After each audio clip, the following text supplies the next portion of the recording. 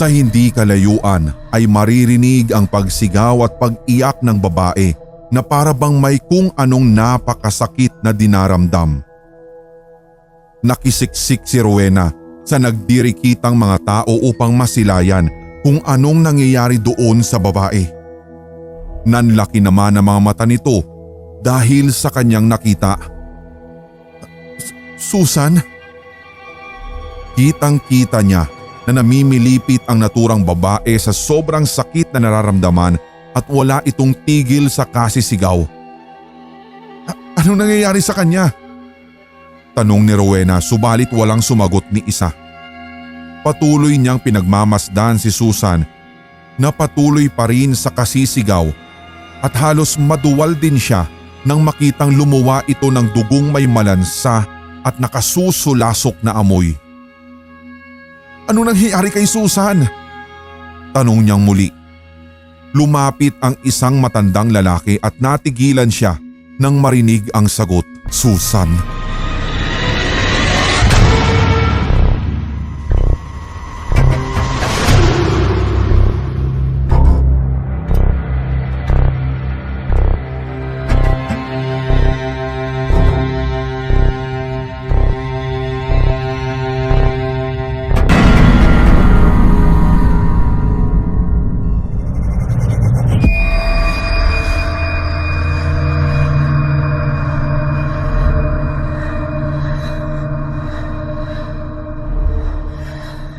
Teka sandali.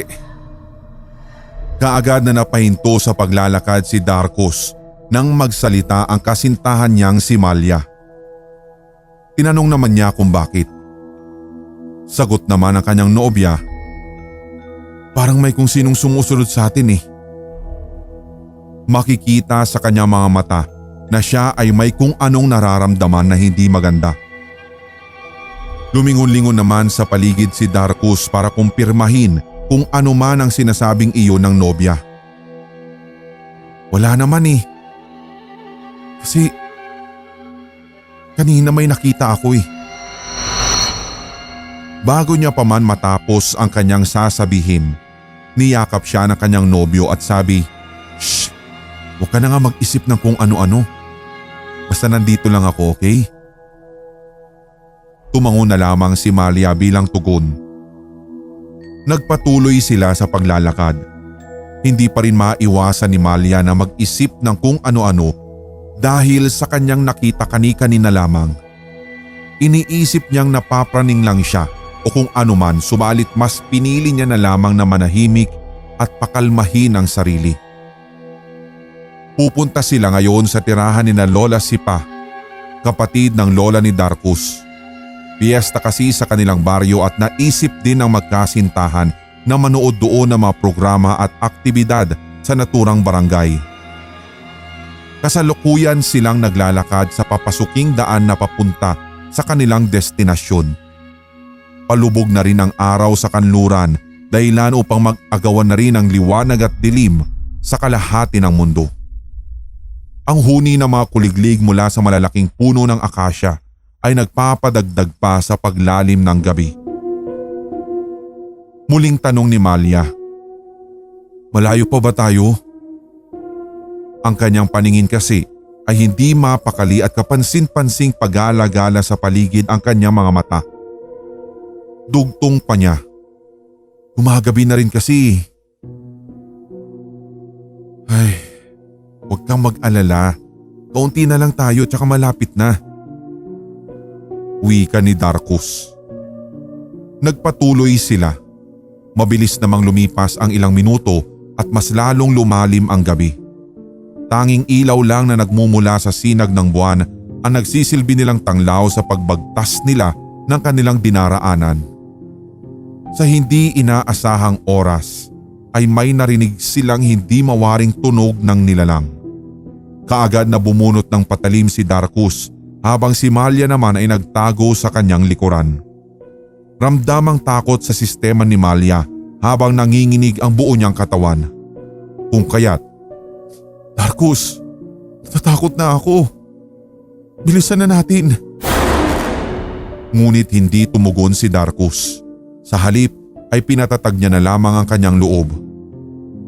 Hanggang sa may napansin sila sa gilid. Gumagalaw ang mga damo doon, dahilan upang magsitayuan ang kanilang mga balahibo sa braso at maging sa kanilang batok. Ano yun? Muling wika ni Malia na nanginginig na ang tinig. Sa muli, hindi sumagot si Darkus.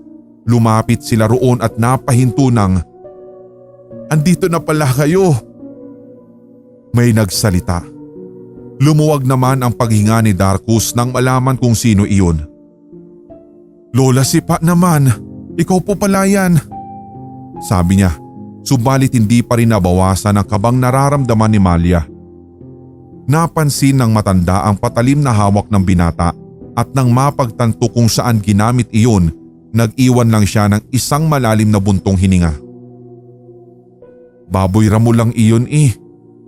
Ang sabi niya na lang na ang tinutukoy ay ang nilalang na narinig ng magkasintahan kani-kanina lamang. Dugtong ng matanda. "Tara at sumunod na kayo sa akin." Pagkarating nila sa bahay ng matanda ay kaagad silang nagpahinga.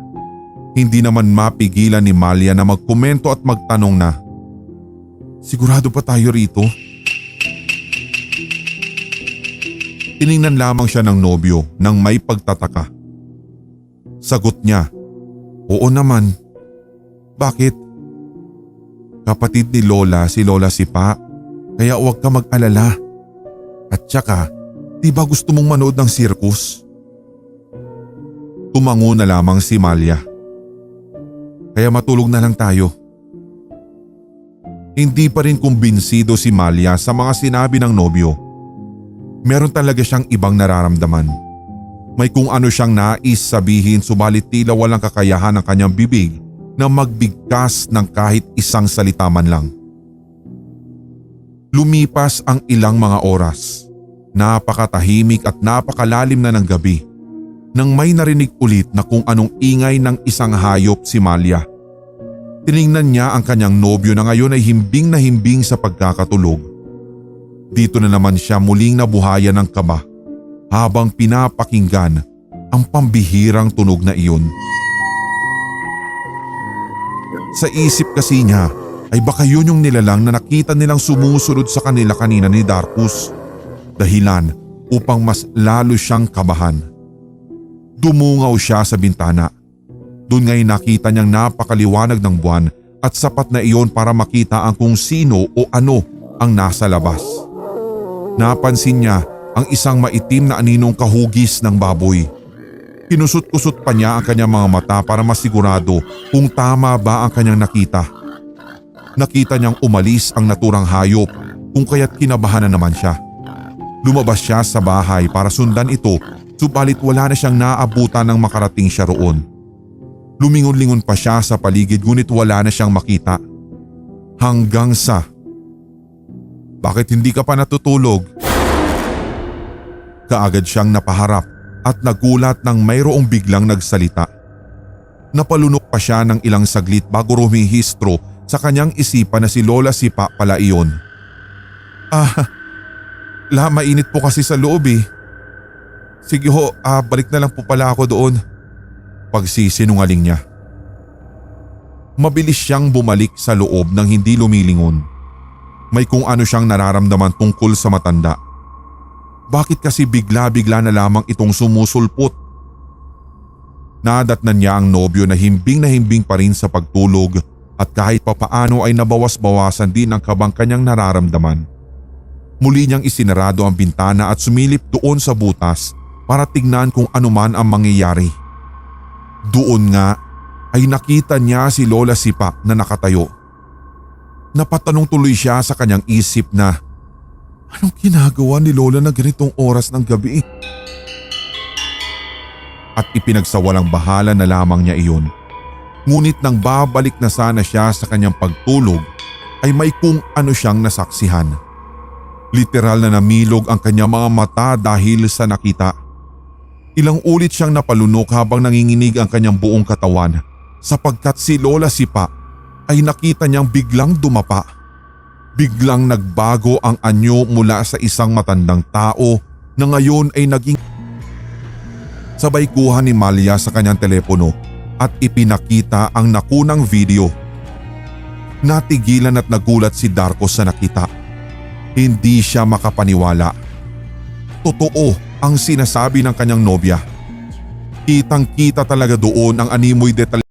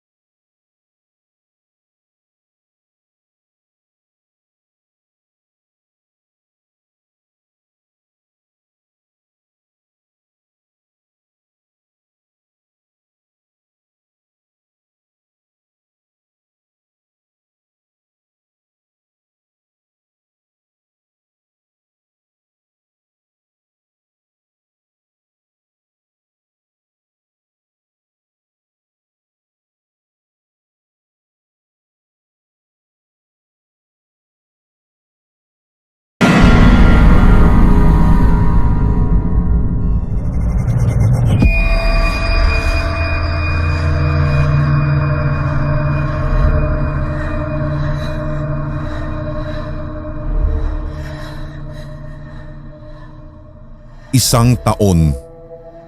Isang taong pinasara. Isang taong ipinasara ang Universidad ng De Luna matapos ang pandemya. Isang taon.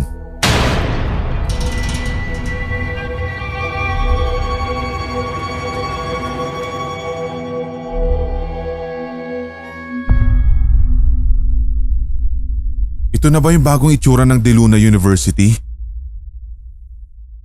Kinakalawang at halos naging masukal na ang kapaligiran kaya hindi ko rin maiwasang mapatanong sa sarili. Ito na ba yung dati kong eskwelahan? Malaki ang pagbabago. Mali. Malaki ang ipinagbago.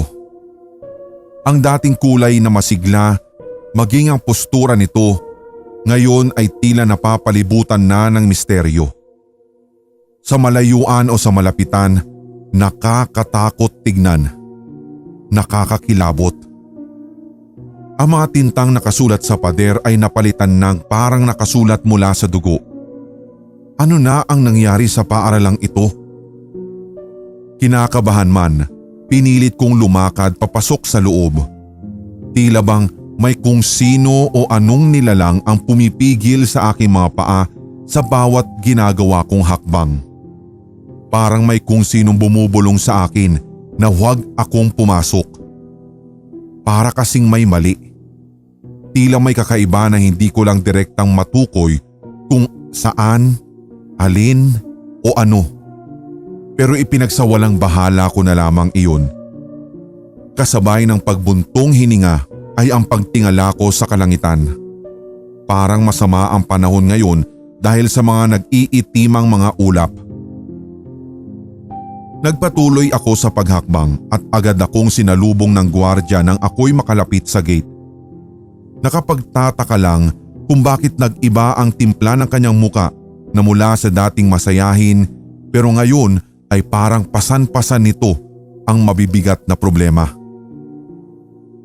Nginitian ko na lamang siya kahit pilit. Sabay sabing, "Magandang araw ho, Manong." Kaagad siyang lumapit. Saka mabilis na inilapit ang kanyang mga labi malapit sa aking kanang tenga. Nagulat naman ako kung kaya't, bakit naman po? Sana hindi ka na pumasok pa. Hindi na ito ang dating paaralang kinagisnan mo. Parang nagbababala nitong turan. Kumunot ang noo ko at sadya talagang naguluhan ako. Kung kaya't inulit ko ang tanong. Bakit nga po? Huminga na lamang siya ng malalim at pagkatapos ay hinawakan ako sa magkabilang balikat. May bago nang namamahala sa paaralang ito at ito'y hindi isang tao. Kung hindi, pagpuputol niya. Kung hindi ano po. Magandang umaga, Iha. Hindi na ituloy ni Manong ang kanyang sasabihin nang may isang boses ang umagaw sa aking atensyon. Kaagad naman akong napalingon at isang babae ito. Tingin ko ay nasa 40 anyos mahigit na. Papalapit siya sa aming dalawa ni Manong Guard. Sa wari ko, siya ang bagong nagmamay-ari ng paaralang ito. Nawala ang aking iniisip nang siya ay, "Kumusta ka na?" Ilang ulit akong napalunok bago nagsalita. Mabuti naman po." "Good to know. Pirmahan mo lang to and after that, you are now an official student of De Luna University." Tinanggap ko ang binigay niyang mga papel at pagkatapos ay binasa ang laman ng mga iyon. Subalit masyadong mataas kaya dali-dali ko na lamang na pinirmahan ang mga ito. May napansin lamang akong kakaiba, subalit hindi ko lang mabatid kung saan eksakto, alin o kung ano. Nakita ko na lamang na napangisi nang nakakaloko ang babaeng iyon matapos kong isauli ang mga papel sa kanya dahilan upang ako'y makaramdam ng hilakbot. "You may now proceed to your dorm." Wika nito habang papaalis. Napatango na lang din ako bilang tugon. Katakataka ring iilang estudyante lamang pala ang naririto. Doon pa lang ay meron na akong nararamdamang mali. Nagpatuloy ako sa paglalakad at napahinto nang maaalala ang sinabi ni Manong Guard kanina. Anong klaseng tao ba itong bagong nagmamay-ari ng paaralan? Yun ang gusto kong malaman at gusto kong alamin sa lalong madaling panahon. Bumalik ako ng guardhouse para tanungin si Manong at nagulat ako nang nawala siya doon. Iniisip ko naman kung saan siya maaaring magtungo. Nang may kasamang pag-aalinlangan, sinilip ko ang nakasaradong pinto ng guardhouse at literal na tumigil sa pagtibok ang puso ko dahil sa aking nakita. Hindi ito maaari. Kasabay ng pagsigaw ay ang pagtakbo ko ng paatras. Hindi ko alam kung saan ako tutungo ng mga sandaling iyon sapagkat nakita ko na lamang si Manong. May sugat na siya sa leeg at wala na siyang malay habang nakahandusay doon. Ano naman kayang nangyari at sinong hayop ang gumawa nun sa kanya? Nang naramdaman kong napasandig na ako sa pader, huminga muna ako ng malalim. Ipinipikit ko ang aking mga mata at ilang beses kong tinatanong sa aking isipan kung anong klaseng paaralan ito. Kapapahinga ko pa lamang nang aking mapansin ang isang malaking drum kung saan ay pinalilibutan ng mga bangaw. Doon pala nang gagaling ang nakasusulasok at napakalansa nitong amoy. Dahan-dahan kong nilapitan ang naturang drum at halos maduwal ako sa aking nasaksihan. Hindi pwedeng magkamali ang aking paningin. Nakita ko si Mr. Lee, ang dating nagmamay-ari ng universidad na ito. Dilat ang kanyang mga mata, labas ang dila at galit na pigil ni Ismael sa kanya. May usapan tayo tungkol dito. Namilog ang kanyang mga mata sa itinura ni Ismael. Oh, so siya pala yung babaeng sinasabi mong palalayain sa universidad na ito? Tiningnan niya ako mula ulo hanggang paa. Pagdakay. All right. Then let her go. Kaagad na hinawakan ng dalawang lalaki ang magkabila kong braso, ngunit kahit anong pigil ko ay masyado akong mahina para labanan sila. Sandali! Pagpipigil ni Ismael. Lumapit ito sa akin sa kahinawakan ng magkabila kong pisngi. Iyon lamang ang hiling ko. ang iyong kaligtasan, Joanne. Ngunit paano ka? Ngumiti lamang siya sa akin at sabi, as long as you are safe, as long as you are fine, and as long as you are alive, then I'll be okay. Muling nagsibagsakan ng aking mga luha sa kanyang binitawang mga salita. Paalisin niyo na ang babaeng yan dito ngayon din! Napalingon kami bigla sa pinanggalingan ng boses at iyon yung matandang babae. Persahan naman akong kinaladkad ng dalawang lalaki at wala akong nagawa kundi sumunod na lamang habang emosyonal na pinagmamasdan si Ismael na ngayon ay nakangiting nakatingin sa akin. Ismael. Mahinang usal ko habang unti-unti nang nanlalabo ang aking paningin. Napatingala ako sa kalangitan, kasabay ng pagbagsak ng iilang kristal na mga likidong nagmula sa aking mga mata.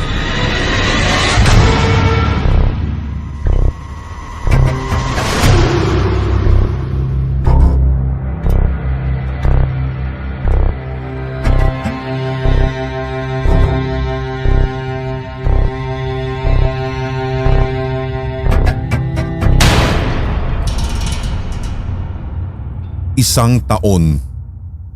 Isang taong pinasara. Isang taong ipinasara ang Universidad ng De Luna matapos ang pandemya. Isang taon.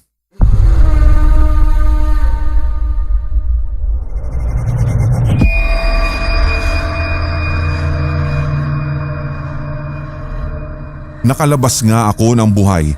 Ngunit ang isang lalaking nagparamdam sa akin ng tunay na kulay ng pagmamahal ay wala ng kasiguraduhan kung makakalabas pa siya sa impyernong paaralan kung saan inalay niya ang kanyang kaluluwa kapalit ng aking kaligtasan.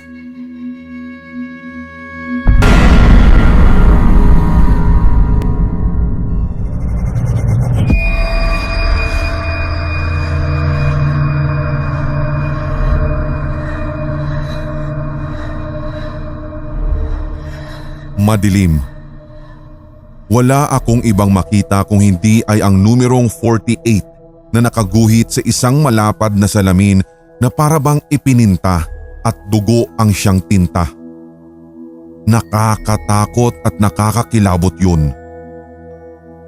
Makaraan ng ilang segundo, may narinig ako mga taong humihikbi at nung aking sinundan ang pinagmumulan nito ay siyang pag-awang ng aking labi sa aking nasilayan. Isang babae, nakaratay at walang malay na iniiyakan ng mga tao at mga bata.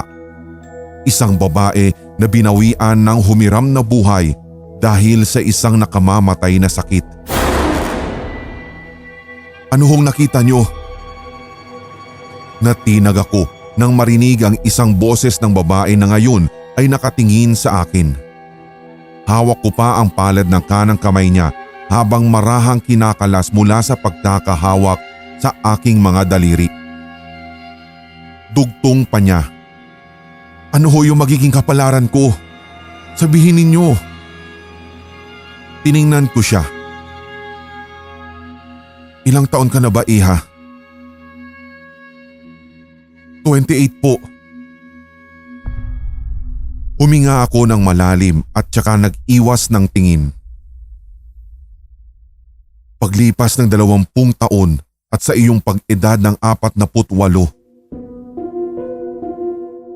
pinilit kong hindi ituloy subalit nakikita ko sa refleksyon ng kanyang mga mata ang labis na kuryosidad. Ikaw ay magkakaroon ng isang nakamamatay na sakit. Napansin kong naging balisa siya matapos kong banggitin ang naturang mga salita. Nakita ko ring ilang beses itong napalunok at isinaayos ang mga gamit. Hindi naman sana mangyayari yan. Sige Ale ha, mauuna na po ako.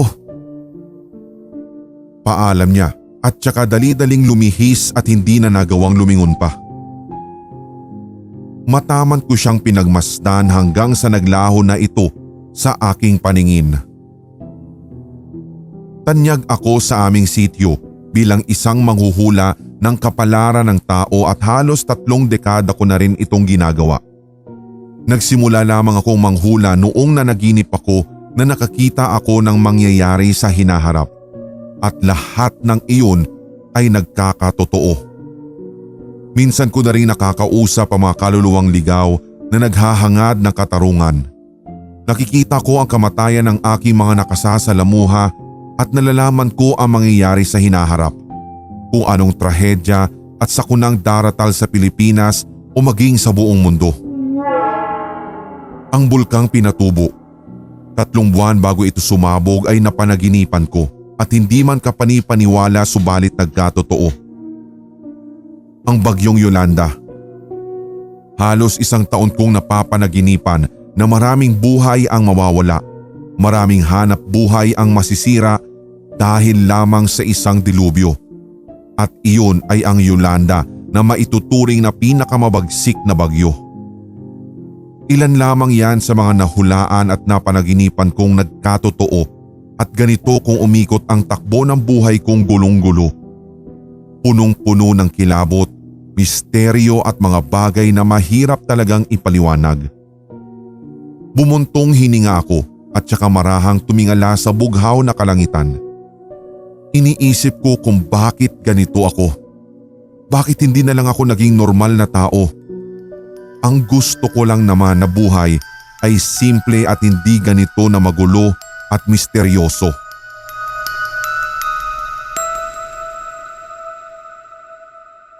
Piyesta ngayon. Pumesto ako malapit sa nag-iingayang peryahan habang isinasaayos ang aking mga panindang kakanin.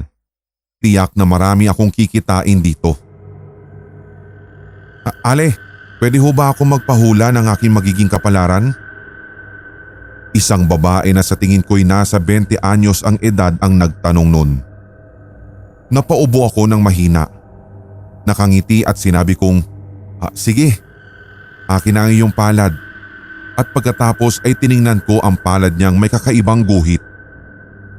Hinawakan ko naman iyon at saka matamang pinagmasdan hanggang sa wala na akong marinig na kahit na anumang ingay. Otomatikong nag-iba rin ang aking mga nakikita. Muli na naman akong dinala sa kadiliman. Doon nga'y maraming mga tinik ang naaapakan ko. Naririto ako sa isang pagkahaba-habang daan, lubak-lubak at punong-puno ng putik. Mahirap itong landasin sapagkat napakaraming sagabal. Ngunit nang marating ko ang 30 kilometro, may liwanag doon at yun ang bumungad sa akin. Isang malaki at napakagandang bahay. May mga sasakyan at limpak-limpak na salapi. Bigla akong bumalik sa ulirat nang marinig ko ang tanong ng babae na, Ale, bakit po? Maganda. Maganda nakikita ko. Nakangiti kong sagot. Talaga ho? Tumango ako at sabi, daraan ka sa isang mapusok at maraming pagsubok. Subalit liwanag at kaginhawaan naman ang sa iyo ay maghihintay. Sa madaling salita, magiging marilag ang iyong kapalaran. Nakita ko ang pagngisi niya. Talaga ho? Totoo po? At tumango ako, sabay ng kanyang pagpapasalamat. Ito po, kaunting tulong ko sa inyo. Pag-aalok niya ng pera subalit hindi ko iyon tinanggap. Hindi ko matatanggap yan. Ang paghuhula ko ng mga kapalaran ay isa lamang tulong at hindi ako naghihintay ng kahit anumang kapalit. Medyo napahiya naman ng babae kung kaya't, sige ho, bibili na lang po ako ng inyong paninda. Pilit ng ngiting suwestyon nito na tinaguan ko naman. Nagpasalamat siya matapos kong ibigay sa kanya ang kanya binili. Ang bait yun naman ho. Naku, kung ako lang ay may mga ganyang talentong kagaya sa inyo, lagi kong huhulaan kung ano ang magiging kapalaran ko. Sige na po ha, mauuna na po ako. Ang kanyang iwinig ay nagpatigil sa akin ng ilang segundo kaya napaisip naman ako. Bakit nga ba? Bakit nga ba hindi ko rin subukang hulaan ang sarili kong kapalaran? Kung talagang hanggang pagtitinda lang ba ang makakaya ko? Kung kailan ako mamamatay at marami pang iba. Matagal na rin kasi akong byuda at may sarili-sarili na ring pamilya ang 3 kong anak. Mag-isa na lamang akong namumuhay rito sa isang maliit na bahay. Isang bahay na punong-puno ng masasalimuot na pangyayari, ngunit sa kabila nun ay marami din namang matatamis na alaala. Malapit sa durungawan ay nakaupo ako sa isang lumang salumpwit habang nag-iisip ng matataos na bagay.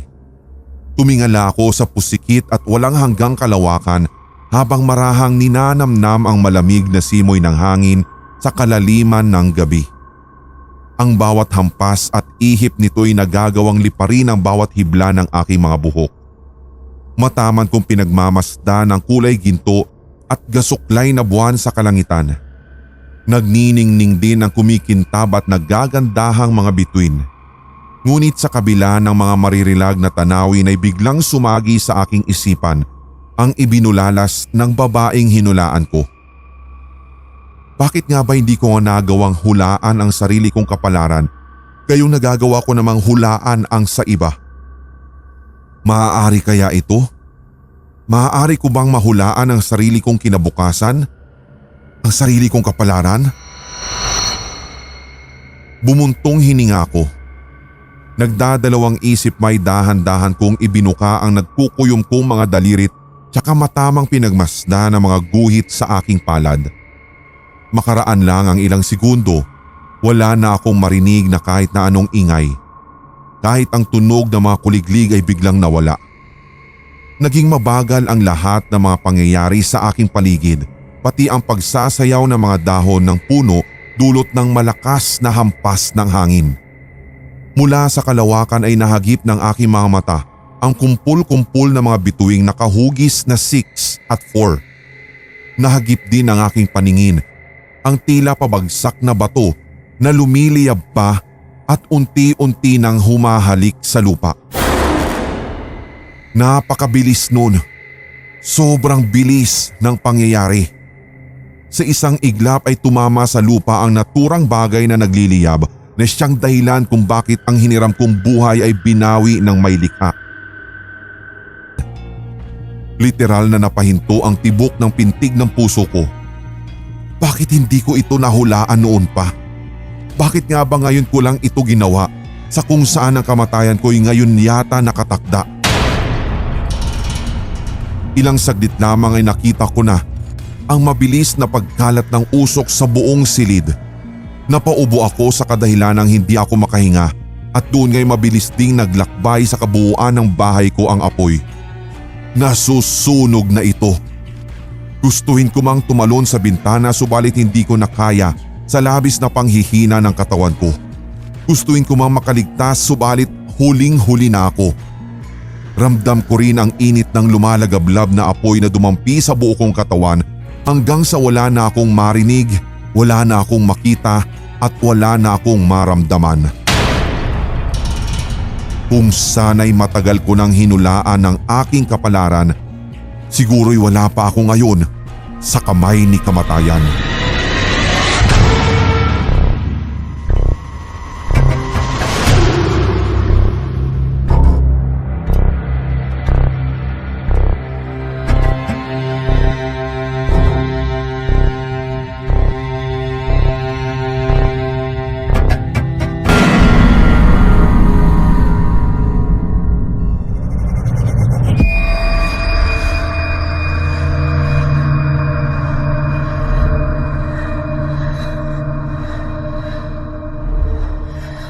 Literal na namilog ang aking mga mata nang makita ang isang napakagandang bahay.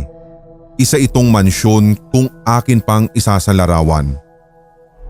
Tiningnan ko si Papa at kita sa kanyang mga mata na ipinagmamalaki niya ito. Manghang tanong ko tuloy, "Papa, ito na po ba yung binili mong bahay?" Hindi ko pa rin naiwasang mapangiti habang sinasambit ko ang naturang katanungan. Tumango lamang si Papa bilang tugon. Makikita pa rin ang sayang gumuguhit sa kanyang mga labi. Ang ganda po talaga, Papa. Muli kong wika na siyang ikinangiti ng aking ama. Ito na yung matagal nating pinapangarap. Ito na yung dream house natin. Puno ng pagmamalaking usal pa niya. Hindi naman naiwasan ni Mama na mapaluha sa tagpong iyon. Dahil sa kasabikan, mas lumapit pa kami sa bahay. Masaya namang binuksan ni Papa ang pinto nito at napatulala na lamang kami nang makita ang sahig. Sobrang kintab nito. Napatingala rin ako sa kisame at sobrang ganda ng disenyo nun. Itinuloy namin ang pagpasok sa loob. Mabilis namang nagsitayuan ang aking mga balahibo nang biglang yumakap sa akin ng isang malamig na hangin. Sa isip ko pa'y baka nagmula sa aircon lamang iyon. Itinuloy ko ang paglilibot sa kabuuan ng bahay. Masaya kami ni ate na tumatalon-talon sa malambot na sofa. Tawa naman ang tawa sina Mama at Papa. Baka sa susunod na linggo, magpapalagay tayo ng aircon. Natigilan ako sa sinabing iyon ni Papa. Wala pa palang aircon ang bahay na ito.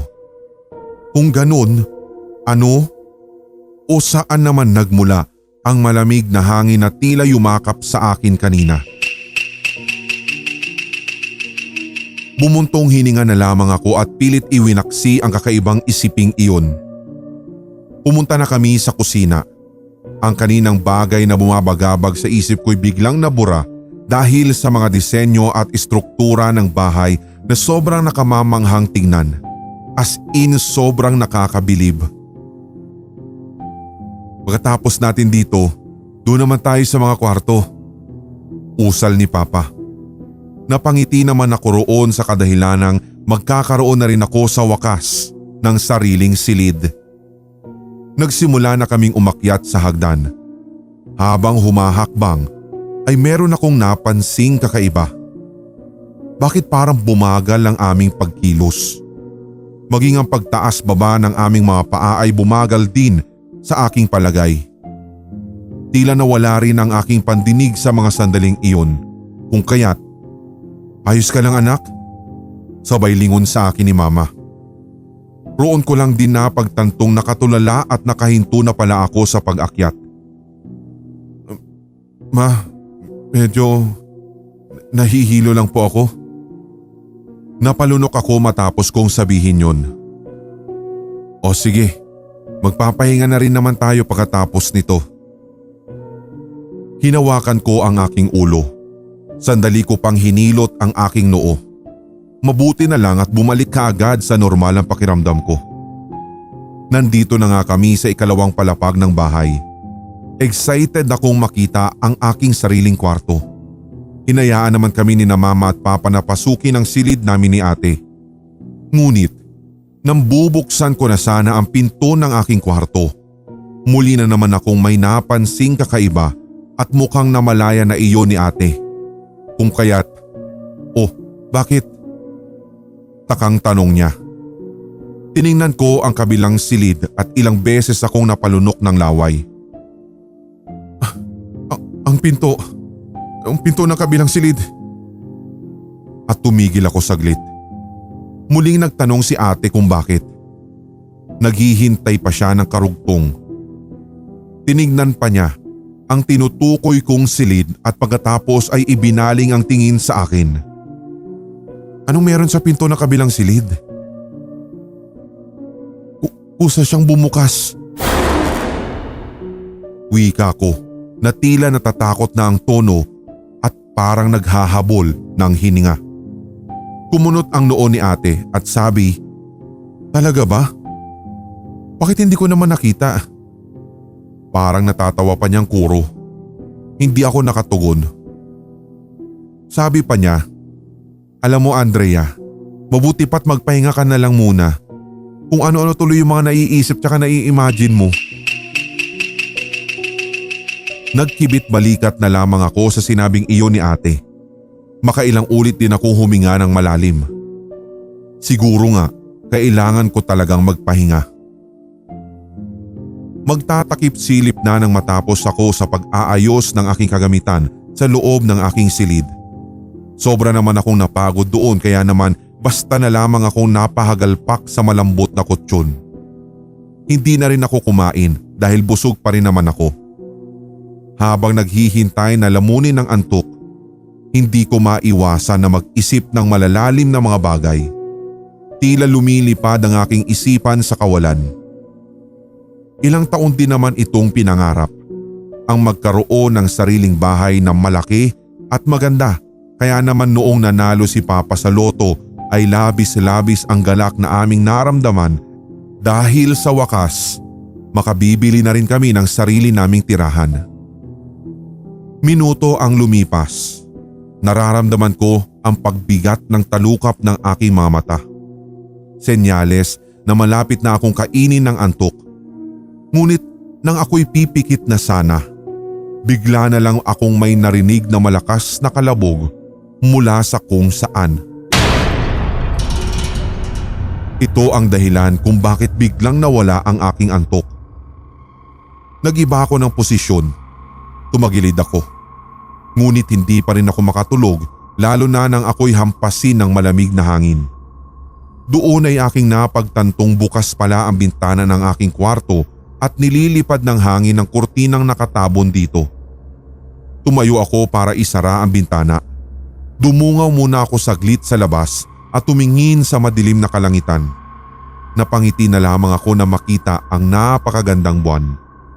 Subalit nang isasara ko na sana ang bintana, nahagip ng aking paningin ang isang aninong hugis tao. Nakatayo lamang iyon sa ilalim ng puno ng mangga na nasa labas ng bahay. At ang mas nakakahilakbot pa at siyang nagpalaki sa aking mga mata nang mapansin kong wala itong ulo. Bigla akong nanginig sa sobrang takot. Sunod-sunod akong napalunok ng laway sa kamabilis na isinara ang bintana. Dali-dali rin akong pumunta sa kama, humiga at humalukip-kip sa kumot. Lumipas nga ang ilang oras ay hindi pa rin ako dinadalaw ng antok. Lumalalim na rin ang gabi at sobrang napakatahimik na ng paligid. Kasalukuyan akong nakatagilid at natatakot habang nakatago sa kumot. Ayaw ko kasing lumabas, baka mamaya may makita na naman ako na kung ano. Nasa ganoon akong sitwasyon nang makarinig ng sunod-sunod na pagkatok mula sa pintuan. Hindi ko kaagad ito pinagbuksan sa kadahilan ng ako ay kinakabahan. Hanggang sa, Andrea! Andrea, ako to! Napahinga ako ng maluwag nang marinig ang boses ni ate. Bumangon ako bigla, sabay sabing, sandali lang! At pinagbuksan siya. Inis niyang tanong, bakit ang tagal mong buksan? Pero hindi ako agad nakasagot. Oy, akin na nga pala yung tuwalya ko. Ang sabi mo ibabalik mo kaagad. Doon ako nagtaka. Tuwalya? Anong tuwalya? Ano ba? Andrea, seryoso ako ha? Hinira mo ang tuwalya ko kanina, saka ka pumunta sa banyo ha. Mas lalo akong nagtaka. Ate, ako humiram ng tuwalya sa'yo? Paano mangyayari yun? Kanina pa akong hindi lumalabas. Pareho na kaming naguluhan sa winika kong iyon. Bigla ring nagsitayuan ang aking mga balbon sa batok. Ilang segundo rin kaming na-estatwa ni ate. Katulad ko, alam kong natatakot na rin siya. Magsasalita pa sana ako nang bigla kaming nakarinig ng kalabog sa baba. Mabilis naman kaming lumabas para tignan kung ano iyon. Nasa tuktok pa lamang kami ng hagdan nang matigilan kami sa nakita. Si Mama. Nakaupo sa ibabaw ng lamesa. Nanlilisik ang mga matang nakatingin sa amin habang tumutulo ang malalagkit niyang laway. Ngumisi rin ito na nakaluloko at nakalabas ang mahaba niyang dila. Kaagad na nanubig ang aking katawan dahil sa matinding pagpapawis. Nanginginig din ang aking tuhod dahil sa sobrang hilakbot na nararamdaman. Napasigaw na lamang kami ni ate. Kaagad kaming bumalik sa silid at siniguradong nakasara ng mabuti ang pinto. Sino yung nakita namin? Si Mama? Pero bakit gano'n ang itsura niya? Kamukha niya lang si Mama pero hindi ako naniniwalang siya talaga yun. Sabi ko sa aking isipan. Ate, natatakot ako. Naiiyak kong sabi. Maging siya ay naiiyak na rin. Pero, shh, magdasal na lang tayo. Magdasal tayo.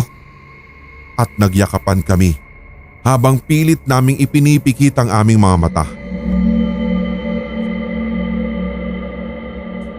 Ama namin sumasalangit ka. Oy, bakit kayo nagsisigawan dyan? Bigla kaming napatigil ni ate sa pagdarasal nang marinig ang boses ni Mama na nasa kabilang silid. Matulog na kayo ha at gabi na. Mas lalo kaming natakot ni ate sa pangyayaring iyon. Iyak kami ng iyak at dasal ng dasal. Kung gayong nasa kabilang silid pala si Mama, sino o ano yung nakita namin sa ibabaw ng lamesa?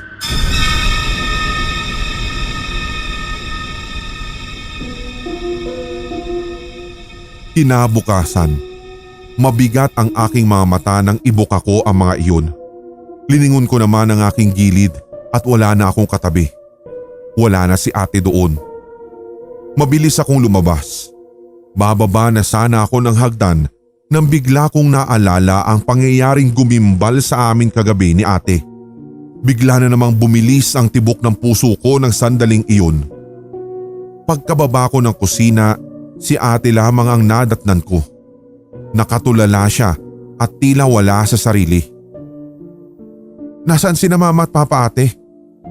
Tanong ko, ngunit hindi siya tumugon. Sa halip ay diretso itong tumungo sa kanyang silid. Kakausapin ko pa sana siya tungkol sa pangyayari kagabi, ngunit hindi ko na itinuloy dahil halata namang wala siya sa tamang hwisyo para pag-usapan iyon.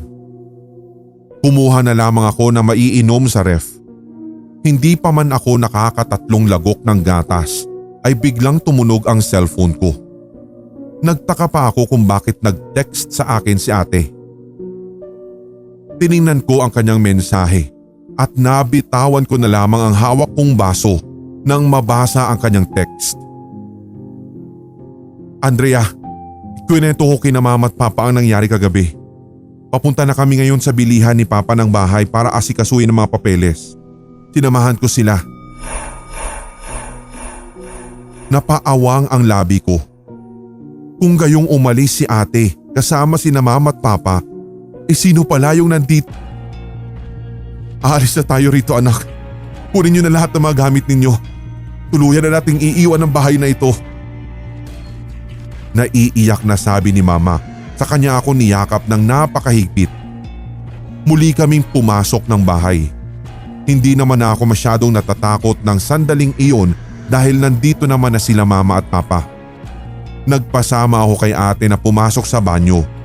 Sandali ko pang inayos ang aking sarili dahil halata talaga sa aking itsura ang pagod at antok. Nagligpit na rin sina Mama at Papa sa itaas.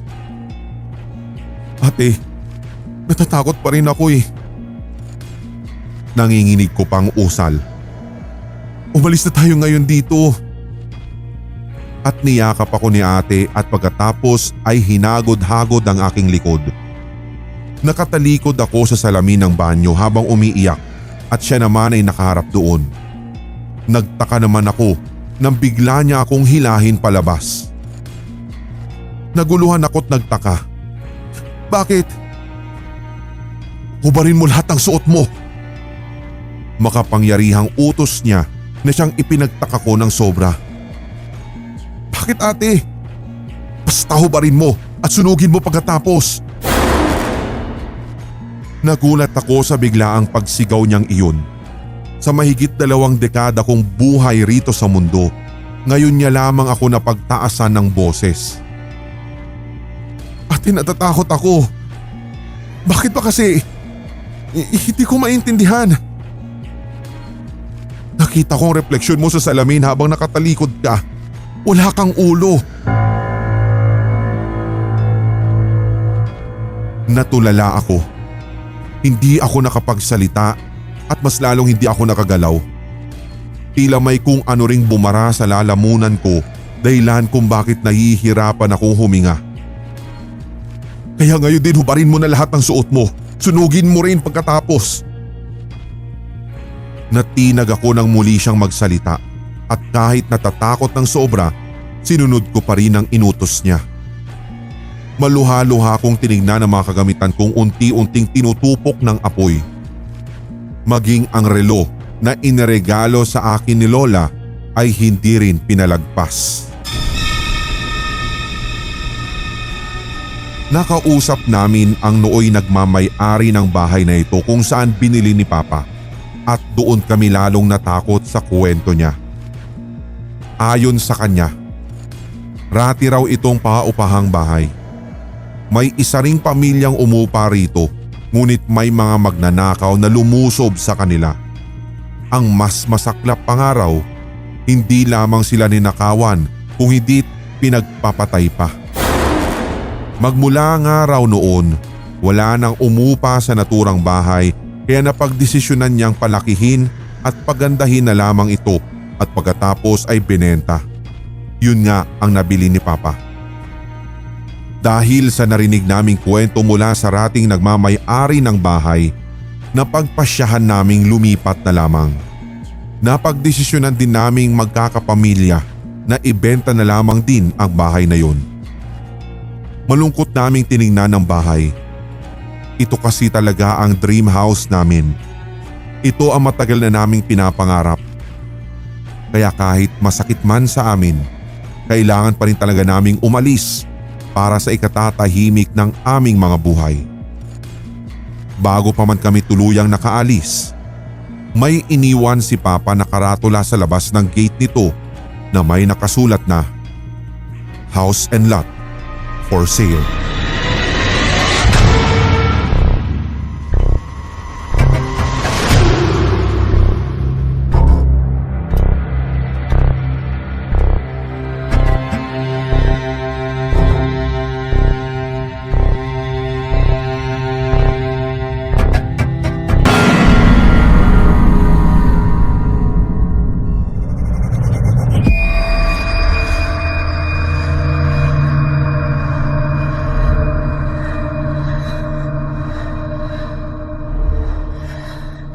Nanlalabo pa ang aking paningin nang bigla akong magising.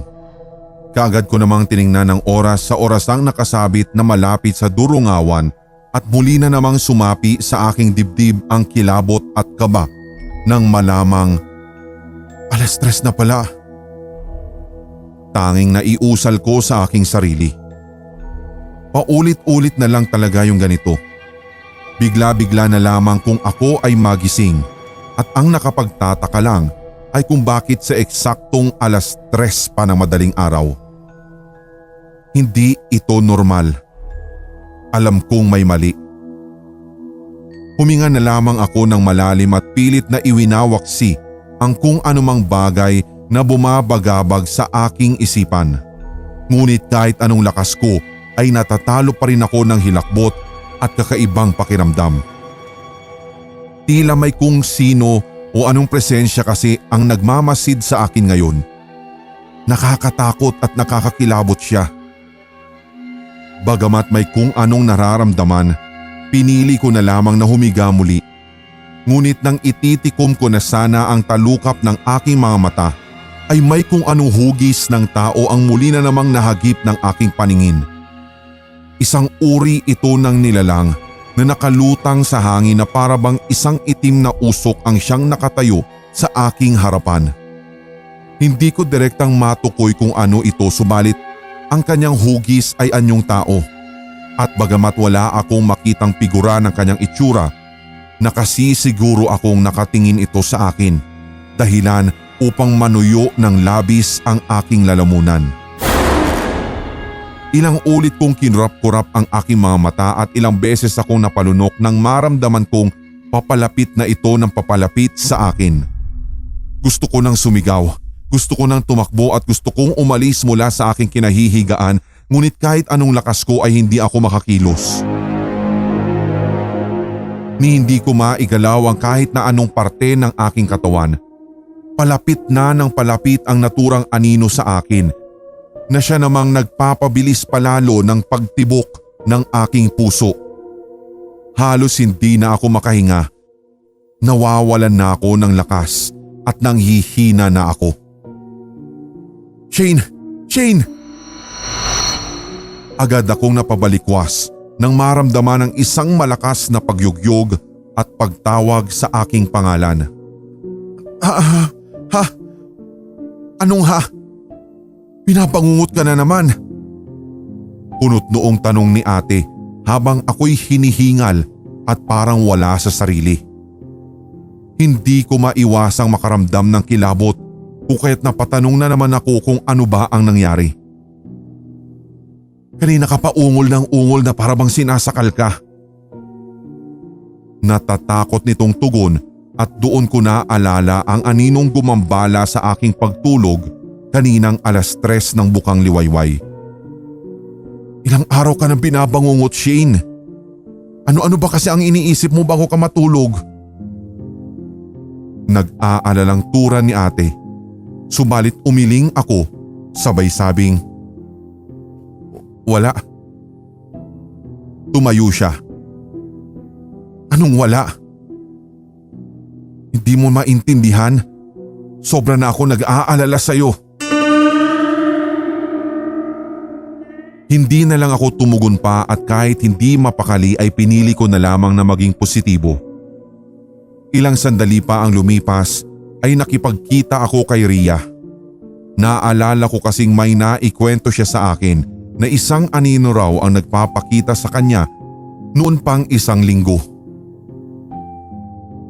Anong nangyari sa iyo, Shane? Kaagad niyang tanong nang maupo kami sa lamesa. Namumutla ka na.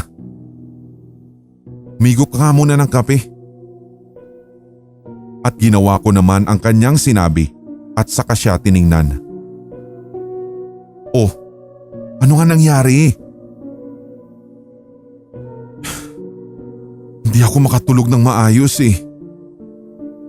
Bigla na lang ako magigising ng madaling araw. Tapos na nakapagtataka lang kung bakit laging eksaktong 3:00 ng madaling araw nangyayari.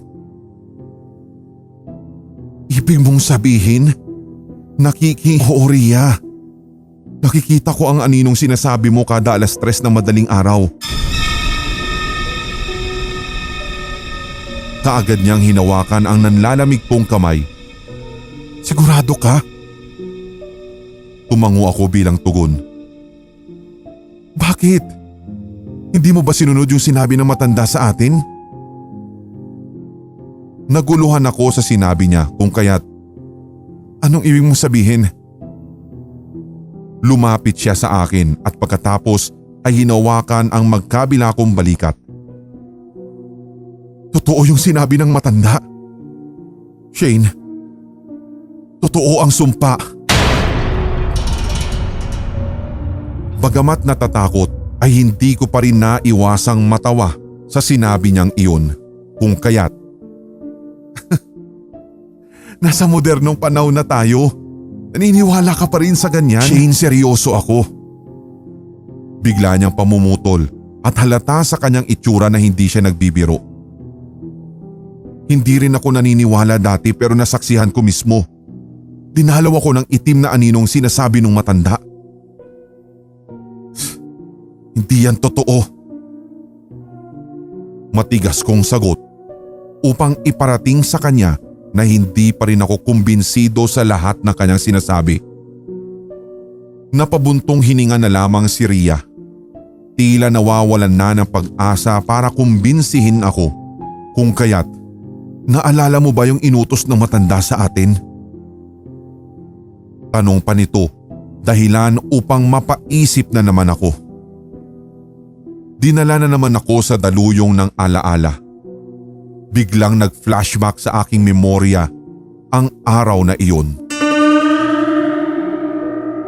Naalala ko noong isang buwan, nagkayayaan kaming magkakaibigan na pumunta sa isang masukal na gubat para magbunyi dahil katatapos lang namin sa aming pagsusulit.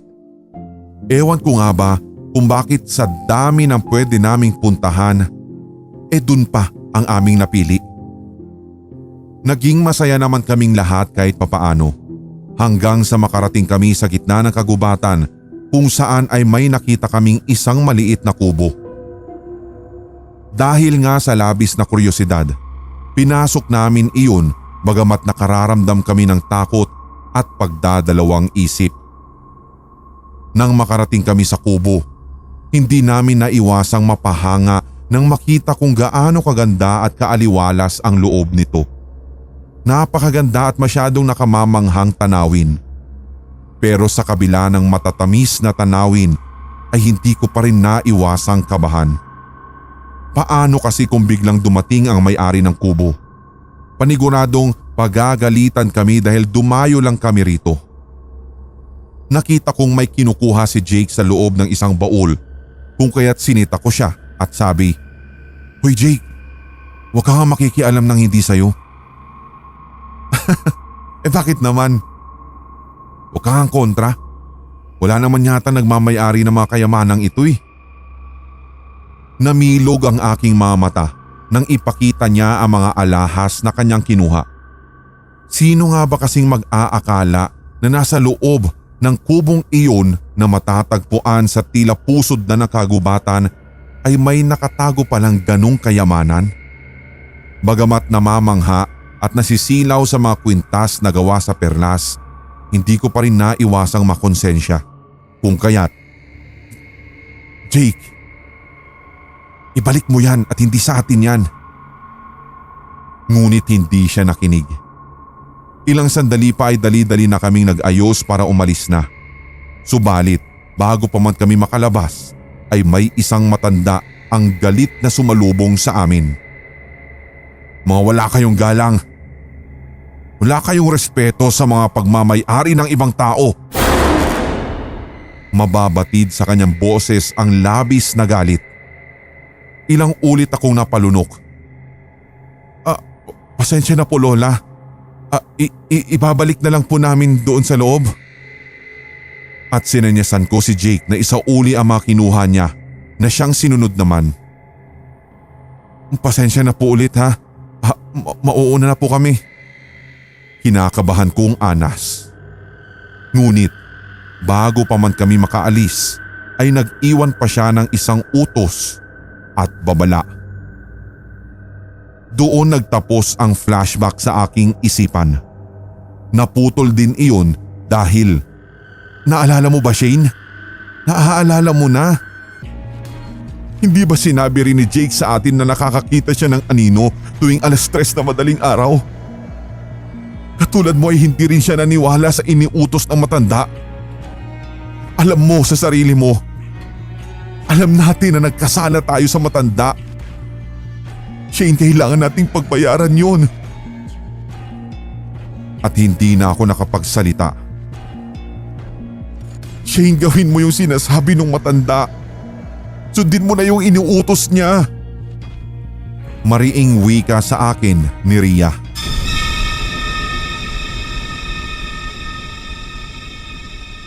Kinagabihan, kaharap ko ang aking laptop at nagsimulang magtipa habang inaalala ang sinabi at iniutos ng matanda.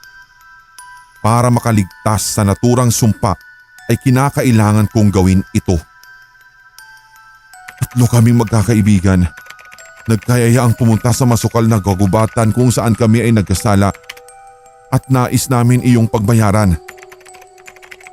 Ako si Shane de la Cruz, isa sa mga inutusan ng matanda at pinasahan ng isang makatotohanang sumpa. Ang kanyang anak ay pinatay ng mga ganid na mga ngaso. At hanggang sa ngayon ay hindi pa rin ito nakakamit ang inaasam-asam nilang hustisya. At sa pamamagitan ng mensaheng ito, nawa ay matulungan nating makuha ang katarungan na para sa kanila. Inuulit ko, Ang mensaheng ito ay isang sumpa. Tulungan nating makuha ang hustisya na hinahangad ng isang inang pinagkaitan ng anak. Sa pamamagitan ng pagbabahagi nito, malaking tulong na ang maibibigay sa inang nawala ng supling. At habang inyo itong binabasa o pinakikinggan mula sa inyong isipan, kasalukuyang nagmamasid sa iyo ang kaluluwa ng lalaking pinatay at hindi ito matatahimik hanggat hindi nadarakip ang mga responsableng pumaslang sa kanya. Huwag mo itong babaliwalain. Huwag mo ring gagawing biro. Hindi titigil sa pagdalaw ang isang anino mula sa pagkahimbing mong tulog kapag ito ay hindi mo pinapansin at papansinin. Hindi ka patatahimikin kapag ito ay hindi mo susundin. Pasensya na. Kailangan kong iligtas ang sarili ko. Pasensya na. Kailangan kong gawin ito.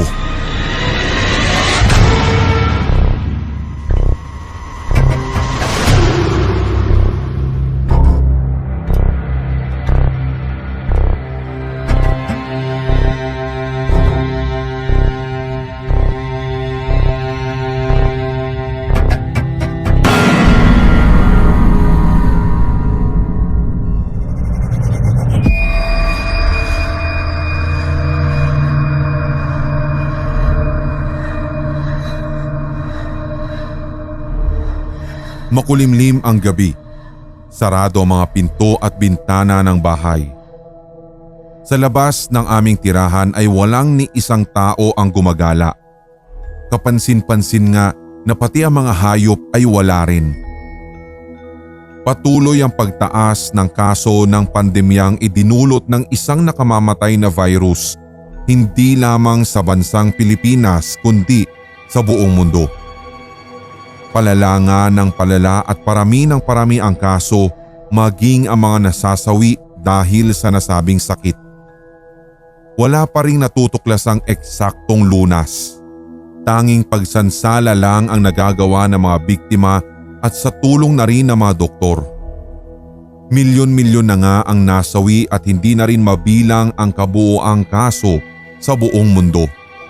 Wala na ring sapat na supply ang gobyerno, lalo sa pamimigay ng mga relief goods katulad ng bigas, delata at iba pang mga pagkain. Taggutom, hirap at matinding krisis ang ngayon ay kinahaharap ng mga tao. Bunsod nito ang kung ano-ano ng mga nakahihindik na gawain ang ginagawa ng lahat. Kahit pa ang pumatay ng kapwa-tao ay magagawa na nila iyon upang may maipanlaman lang sa tiyan.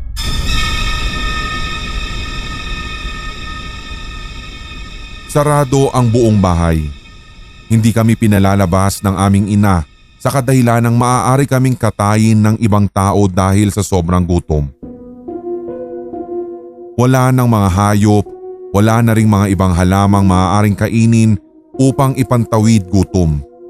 Marami na nga ang namamatay, hindi lang dahil sa sakit kung hindi dahil din sa matinding hirap at gutom na nararanasan ng mga tao sa kasalukuyan. At katulad nga ng aking sinabi, maaari kang patayin ng ibang tao at gawing pagkain. Kaya mag-ingat ka at huwag nang magpakita pa sa iba. Hindi naman sila aswang, hindi rin naman sila mga baliw. Para lamang silang mga halimaw na kumakain ng kapwa-tao. Ito na ba ang sinasabi ng iba? Na kapag lumala nga ang pandemyang ito ay maaaring magkaroon ng mas malalang virus na magiging dahilan upang magkaroon ng zombie outbreak. Wala nang batas ngayon dahil kahit sino ay kayang patayin ng mga tao. Wala ring pinipili, bata, matanda, lalaki o babae, at kapag nahuli ka, tiyak kakainin ka na. Napabalikwas na lamang ako nang makarinig ng isang malakas na pagsigaw mula sa labas. Aktong lalabas na sana ako nang pinigilan din ako ng aking ina. Huwag kang lalabas. Alam mo namang delikado. Pagbabanta sa akin ng aking ina habang nakakunot ang kanyang noo. Sa katunayan ay gutom na kami. Hindi pa kami nakakakain simula pa kagabi. Tanging tubig lang ang aming iniinom na nagpapawi sa aming nararamdamang gutom. Sumilip na lang ako sa maliit na butas ng dingding upang nang sa ganun ay masilip ko rin kung ano nga ba ang nangyayari sa labas. Pilit kong inaaninag ang pinagmula ng boses ng lalaki at doon literal na namilog ang aking mga mata. Nakita ko kung paano sinaksak ng isang lalaki ang lalaki rin na sumisigaw kanina. Kinuha nito agad-agad ang lamang loob at kinain ito kahit na hilaw. Napatakip na lamang ako ng bibig. Halos masuka ako sa aking nasaksihan. Sa isip-isip ko'y napasabi pa akong, Diyos ko, ano nang nangyayari? Siguro nga, dahil sa sobrang gutom na dinaranas ay iyon na lamang ang naisip na tanging paraan para maibsan ang kanyang nararamdaman, ang kanyang labis na pagkagutom. Huminga pa nga ako ng malalim saka pumunta ng kusina para uminom ng tubig. Ina, bakit po nangyayari ang mga ito? Bakit pati kapwa-tao'y pinapatay na ng iba para gawing pagkain? Naguguluhang tanong ko sa aking ina. Huminga siya ng malalim at pagkatapos ay tumabi sa akin. Nag-umpisa siyang magpaliwanag. Anak, dahil wala na nga silang ibang magawa kung hindi ang pumatay na lang. Wala na silang makain eh. Nagiging zombie na sila. Hindi na nila alam kung anong ginagawa nila. At pagkatapos ay huminga ulit siya ng malalim at nagpatuloy. Naaapektuhan ang utak ng tao ng dahil sa sobrang gutom. Hindi na nila kilala kung ano o sino ang kinakatay nila. Kahit ang kanilang kapamilya ay maaaring mapatay at makain nila. Dagdag niya at mas lalo akong kinabahan. Nagmuni-muni tuloy ako. Nag-iisip ng mga bagay-bagay na mahirap maipaliwanag. Paano nga kasi nagkakaganito? Sa kabila ng aking pag-iisip ay may naramdaman akong kumakalas sa ilalim ng upuan. Sinilip ko ito at nakita ko nga ang isang daga. Agad ko itong dinakip at pinatay. Ina, may nahuli akong daga. Nakangiti kong sabi sa aking ina habang pinapakita ang nahuli ko. Sige anak, balatan mo na yan. Pagkatapos ay lutuin mo sa ibabaw ng apoy. Saka mo kainin. Paano ka naman ina? Ano pong kakainin mo kung ganun? Huwag kang mag-alala. Nilamon ng kadiliman.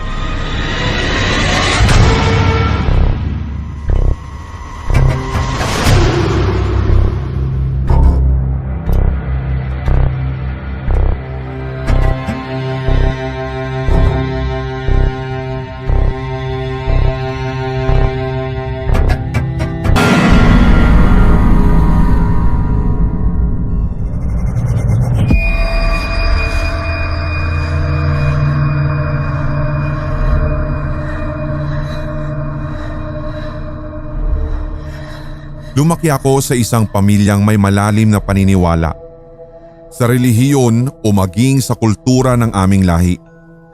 Maging sa mga tradisyonal na mga bagay ay madalas at kasalukuyan pa rin naming ginagawa. Mga pamahiin, mga sabi-sabi at maging mga payo ng mga matatanda. Subalit dahil sa makabagong panahon ay tila nagbago na rin ang ikot ng mundo. Dahil na rin sa modernong mga teknolohiya ay tila unti-unti nang nahahanaw ang mga bagay na kinagisnang gawin ng halos nakararami. Maging ang mga paniniwala, kultura at tradisyon ay unti-unti na ring nawawala. Noong nagkaedad ako at dahil na rin sa mga natututunan ko sa edukasyon, unti-unting binago ng aking kaalaman ang mga rati kong pinaniniwalaan. Katulad na lamang ng mga pamahiin at kung ano-ano pang mga bagay na mahirap talagang paniwalaan. Ako nga pala si Elton. 30 anyos at kasalukuyang naninirahan dito sa probinsya ng Bukidnon. 5 taon na akong kasal sa asawa kong si Mariel, subalit 3 taon pa ang lumipas bago kami biniyayaan ng supling. Kaya labis-labis ang aming tuwa at pasasalamat sa Diyos sa himalang ibinigay niya sa amin. Siyempre, bilang bagong ama at excited na maging ama, lahat ng paghahanda ay ginawa ko. Katulad na lamang ng pamimili ng mga kagamitan, pagbili ng kuna, pagpapagawa ng kwarto na magiging mag-iina ko at kung ano-ano pa. Habang lumalaki nga ang tiyan ng aking asawa, hindi ko na iwasan talaga na mapangiti. Ilang taon din naman itong hinintay at sa wakas ay biniyayaan din kami ng anak matapos ang 3 taon.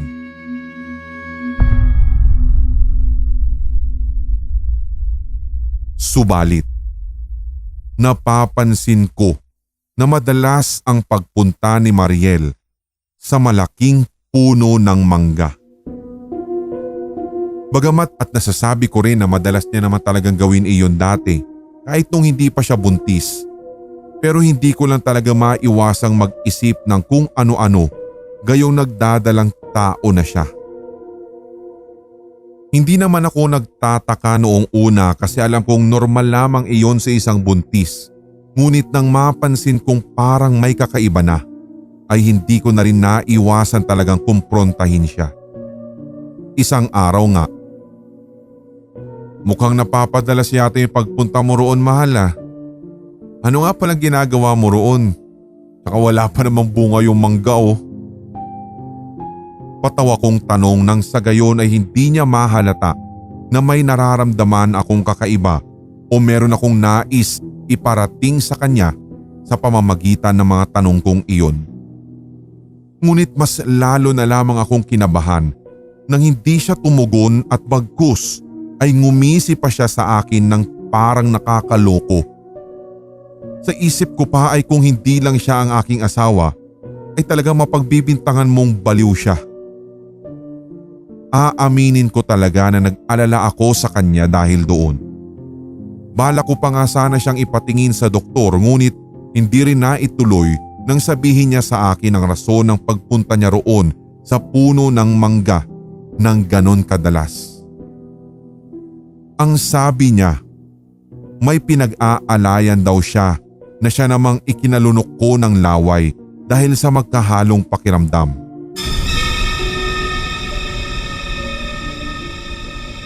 Kinabukasan, patago ko siyang sinundan. Dala-dala niya ang isang platong may lamang mga candy at tsokolate. Sa isip-isip ko, natanong ko kung saan niya dadalhin iyon at kanino naman niya ito ibibigay. Dinala ako ng aking tingin sa puno ng mangga at roon ko lang din napagtanto kung saan niya dinala ang naturang mga pagkain. Doon nga'y nakita ko na ito'y kanyang binigay sa isang punso. Ayaw ko mang mag-isip ng kung ano pero sana mali talaga ang nasa isip ko. At dahil na rin sa katotohanang hindi kasi ako naniniwala roon. Hindi ko na lamang po iyon binigyan ng kahulugan pero hindi ko talaga maitatanggi na hindi iyon nawala sa aking isipan magmula ng araw na yon. Noong unay hinahayaan ko pa ang asawa kong pumunta roon at gawin ng kung ano ang gusto niya. Subalit habang tumatagal ay mas lalo lamang sumasama ang kutob ko. Maging sa trabaho ay hindi na iyon nawala sa isip ko. Hanggang sa hindi na ako nakatiis at kinausap na ang aking asawa. Sunod-sunod kong tanong sa kanya, ano nga bang ginagawa mo kasi sa puno ng mangga, mahal? Tsaka saan mo nilalagay yung mga pagkain na dinadala mo? Muli, hindi na naman niya ako sinagot. Bumuntong hininga ako at hinayaan ko na lamang siya. Ganoon pa rin ang kanyang ginagawa. Pumupunta roon sa punso, magdadala ng pagkain at pagkatapos ay babalik sa bahay. Inisip ko na lang na baka namamangha lang siya sa hugis ng lupa at pilit ko rin kinukumbinsi ang aking sarili na wala itong magiging epekto sa ipinagbubuntis niya. Hanggang sa lumipas ang ilang mga araw, maging ang ilang linggo at ilang buwan. Dumating na rin ang araw ng panganganak ni Mariel.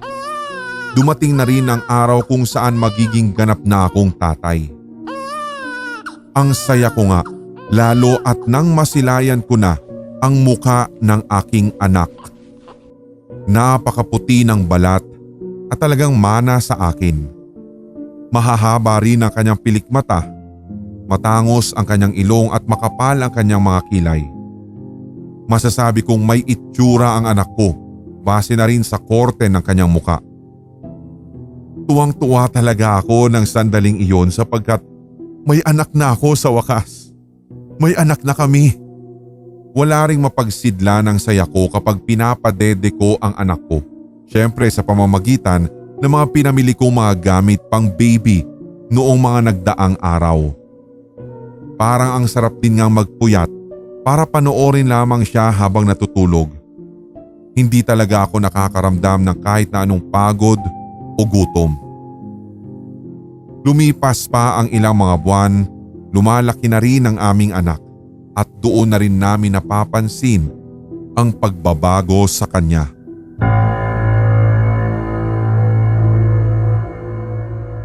Madalas na siyang magkasakit. Minsan pa ay may kung anong weirdo ang nangyayari sa kanya. Na para bang may tinitignan siya sa labas ng bintana kasi roon nakatutok ang kanyang mga mata. Ngunit nang tingnan ko naman, puno ng mangga lamang ang naroroon. Minsan nga din ay nakita kong ngumiti siya ng mag-isa na para bang may kaharap siya ngunit wala naman. Kung hindi ko nga lang din anak ito, ay baka naitapon ko na. Aaminin ko talaga. Sa mga ikinikilos niya, sa mga nagdaang mga araw ay natatakot na rin ako. Ano bang nangyayari sa anak ko? Ang sabi naman ng doktor nung pinatingin namin sa kanya ay maayos naman daw ang lagay ng bata. Kailangan lamang daw ng mas maraming bitamina para mas lumakas ang kanyang resistensya na ginawa naman naming mag-asawa. Pero wala pa rin. May nagsabing ang ipatingin na raw namin ito sa albularyo at kahit na hindi na ako naniniwala sa mga ganoon ay tumuloy pa rin kami. Ang unang sabi pa lamang ng albularyong si Mang Felipe, "Duwende." Sabi niya, diretsahan habang nakaharap sa puting telang pinagtuyuan ng iba't ibang dahon ng halaman. Isang duwende. Muli niyang wika na siyang nagpatigil sa akin. Usal ko naman. "O, ano ibig mo sabihin?" Tumalikod ng bahagya ang manggagamot at pagkatapos ay muling tumingin sa aming mag-asawa. "Isang pangako ang hindi ninyo tinupad. Hindi ninyo tinupad." Makahulugang usal niya sa amin. Umiiling-iling ako at hindi ko talaga maintindihan ang sinasabi ng albularyo. Nakakagulo at nakakalusaw ng utak para malaman kung ano. Hanggang sa muling nagsalita si Mang Felipe. "Humingi kayo ng pabor. Humiling kayo ng isang bagay, kapalit ng isang kondisyon. Subalit nang ibigay sa inyo ang hiniling ninyo, hindi ninyo tinupad ang pangako ninyo sa kanila." Mas lalo akong naguluhan sa sinasabi o nais sabihin sa amin ng matanda. Napalingon ako nang makita ang biglaang pag-iyak ni Mariel. Humihikbi ng usal niya. Hindi ko tinupad." At kumunot ang aking noo at tanging iyon lang ang naging tugon ko. Naguguluhan pa rin talaga ako. dagdag niya na siyang mas lalong nagpaisip sa akin. Sa kanila ko hiniling. Sa kanila...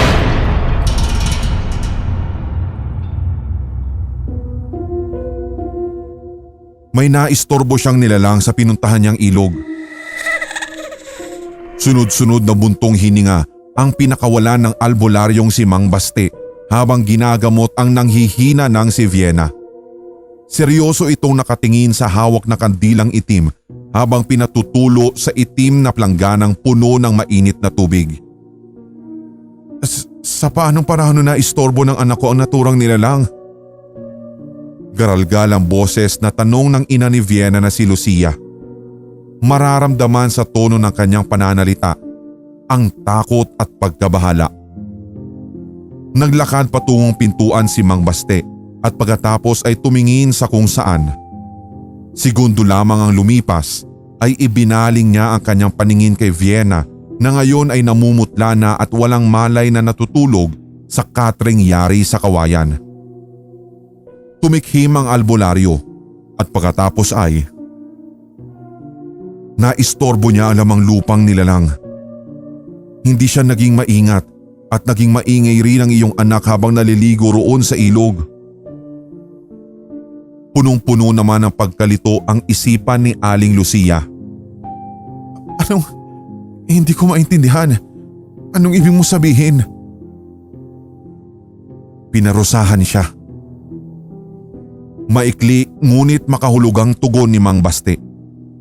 Tiningnan siya nito ng may pagbabanta at pagkatapos ay hindi basta-bastang nilalang ang nagalaw niya. Roon ay napaluha si Lucia sa sinabing iyon ng albularyo. Natatakot siya sa magiging ganti ng naistorbong mga nilalang. Subalit mas natatakot siya sa mga posibilidad na mangyayari sa kanyang anak. Maluha-luha niyang tiningnan ang nakahimlay niyang anak na si Vienna. Kinausap niya ito. Anak, please lumaban ka.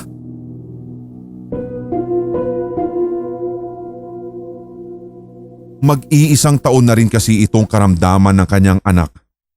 Kung saan-saan na rin silang albularyong nakarating para lamang mapagamot si Vienna. Halos pare-pareho lamang din ang sinasabi ng ospital tungkol sa hindi mawaring sakit ng anak. Kung ano-ano na nga mga gamot ang pinaiinom rito, subalit tila walang epekto. Hindi pa rin siya gumagaling. Namamayat at nanghihina na rin ang kanyang katawan na tila ba sa kahit anong oras ay maaari na siyang bawian ng buhay. Napalingon na lamang si Lucia at pagkatapos ay tinignan ng albularyo dahil ipainom mo ito sa kanya. Pinahiran ni Lucia ang kanyang mga luha gamit ang hinlalaki. Ipainom mo ito sa kanya 3 beses sa isang araw. Ibinalot ni Mang Baste ang pira-pirasong dahon ng halaman at saka iniabot kay Lucia. Dugtong pa nito. Pakuluan mo ng maigi bago mo ipainom. Hindi naman nagdalawang isip si Lucia na kunin iyon. Hindi pa rin siya nawawalan ng pag-asa na gagaling pa ang kanyang anak. Asang-asa talaga siya na sa pamamagitan ng mga halamang iyon ay tuluyan ng gagaling si Vienna mula sa kanyang mga hindi mawaring karamdaman. Magkakaroon din ng pagbabago sa kanyang pag-iisip. Doon ay kumunot ang noo ni Lucia nang muling magsalita si Mang Baste. Kapag kuway tiningnan niya ito na parang nagtataka. Ano na naman ba ang ibig sabihin ng albularyong ito? Huminga ng malalim ang albularyo at tila narinig ang kanyang katanungan sa isipan. Masyado kasing makapangyarihan ng kalaban natin. Kung saan, pati ang utak ng kanilang biktima ay kayang-kaya niyang lasunin. Hindi maipaliwanag ni Lucia ang naramdaman niya matapos marinig ang mga salitang makahulugan na siyang binanggit ni Mang Baste. Mas lalo siyang natakot at nadoble ang gulo sa kanyang isipan. Kahit kinakabahan at hindi maipaliwanag ang mga nangyayari, Umaasa siya na gagaling ang kanyang anak, kung kaya't tanging salita na lumabas sa kanyang bibig ay, "Diyos ko." Lumipas ang ilang oras at bumalik na sa kanilang tirahan ang mag-inang Lucia at Vienna. Bagamat hindi pa rin gumagaling ang dalaga ay nakahihinga na ng maluwag ang kanyang ina dahil kahit papaano ay napatingin nila ito sa isang kilalang albularyo. Araw ang lumipas at bumalik na ulit ang ulirat ni Vienna, subalit taliwas sa inaasahan ng kanyang ina, hindi naman ito kumikibo o magsalita man lang. Tanging pag-iling at pagtango lamang ang bagay na kaya niyang gawin na siya namang labis na ikinabahala ng ina nito. Sa pagdaan ng ilang oras, kahit papaano'y nasisiyahan si Lucia na ipagluto ang anak ng paborito nitong pagkain. Umaasa na naman siya na kakain ito kahit kaunti man lamang. Nakangiti niyang dinala ang pagkain patungo kay Vienna. "Anak, kumain." Huwag kang maingay!" Agad na sagot ng kanyang anak. Hindi pa man niya tapos bigkasin ng mga naturang salita ay nagulat siya sa biglaang pagsigaw na iyon ni Vienna. Nagtaka siya sa sinabing iyon ng anak. Paanong naingayan si Vienna gayong sa paraan ng pagtawag ng kanyang ina sa kanya ay mahina lamang ang kanyang boses? Kahit natutuliro, pinili pa rin kumalma ni Lucia. Mahina rin niyang inulit ang sinasabi kanina. "Anak, kumain ka ha?" Subalit sa halip na sumagot, tinakpan lamang ni Vienna ang dalawa niyang tenga habang sinasambit ang mga salitang, "Huwag kang maingay! Huwag mo akong istorbohin dito!"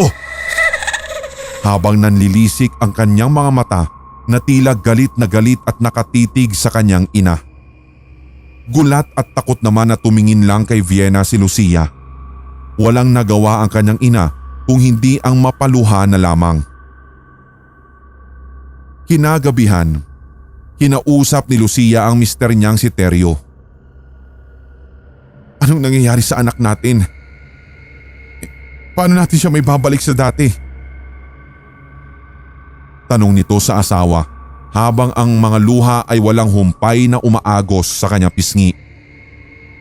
Umiling ang kanyang asawa. Hindi ko alam. At makailang beses pa'y umiling na naman ito. Tiningnan nila ang kanilang anak na ngayon ay mag-isang nakaupo sa digulong na salumpwit habang tinatakpan ng dalawa niyang mga tenga. Pilit nitong isinusubsob ang kanyang ulo sa mahaba nitong damit. Tila wala sa sariling tanong ni Lucia. Bakit parang nasisiraan na siya ng bait? Bakit tila nababaliw na yung anak natin?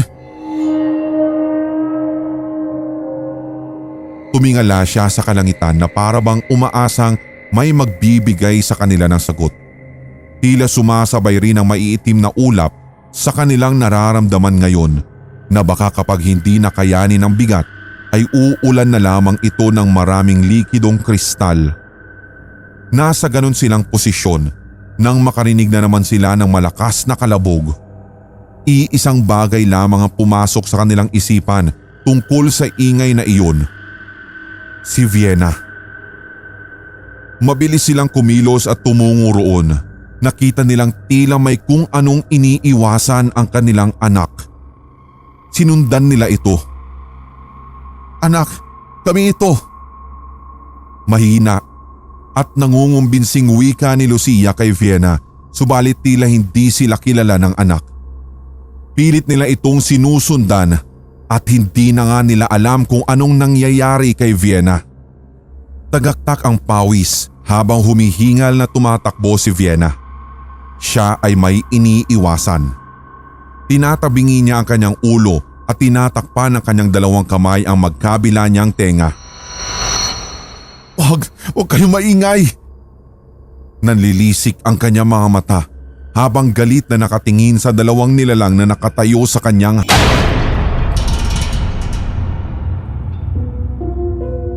buwan ng Abril.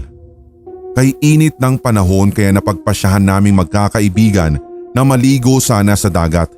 Ngunit nadismaya lamang kami Nang makarating kami sa lugar na iyon, ang naturang resort ay napalilibutan na kasi ng mga basura bagamat patuloy pa rin namang pinagliliguan. Bakit pa kasi tayo dito pumunta eh? Dismayadong ani ni Leandro habang nakakunot ang noo. Huwag kang mag-alala. Relax lang. May alam akong mas makapagbibigay sa atin ng tunay na saya. Nakangising anas ni Lawrence. Sa tono ng kanyang pananalita at sa refleksyon ng kanyang mga mata ay halatang may naisip na naman itong kalokohan. Lau, ano na naman yan? Hindi ko maiwasang mapatanong. Dugtong ko pa. Baka mamaya hindi na tayo makabalik ng buhay riyan ha. Relax! Huwag kang OA. Akong bahala. At napatawa na naman siya. Kinuha niya ang kanyang telepono at may ipinakita ito sa amin. Guys, tingnan niyo oh. Panigurado makakamit natin ang tunay na tagumpay. Nakikita sa larawang kanyang ipinapakita ang mga litrato ng mga babaeng halos hubot-hubad na. Napakunot na naman ang aking noo. Ano na namang kabaliwan yan? Napangisi siya. Lee, just listen. This is free. Libre tayo makakapasok sa hotel na ito. At hindi lang yan.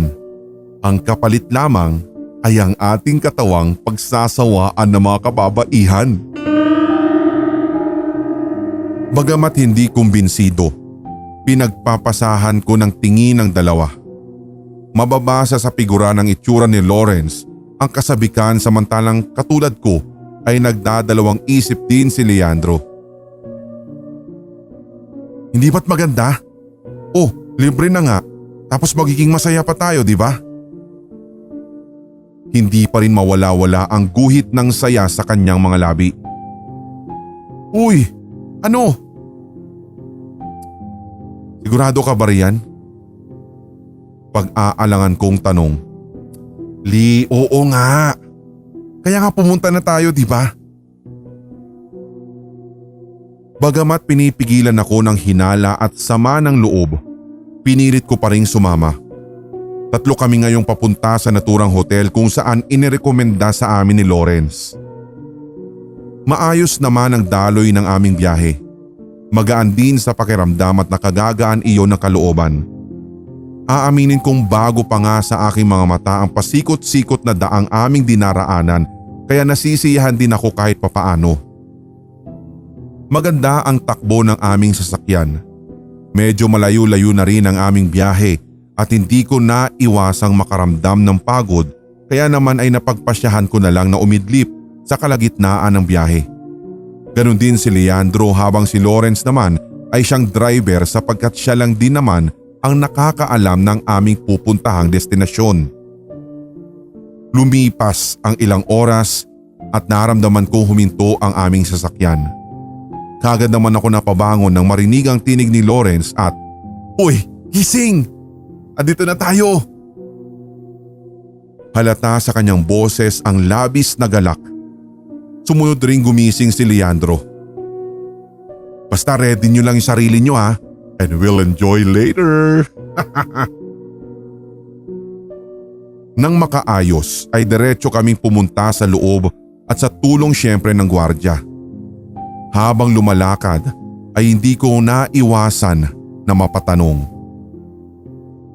Anong klaseng hotel ito? Tinapik ko tuloy si Leandro.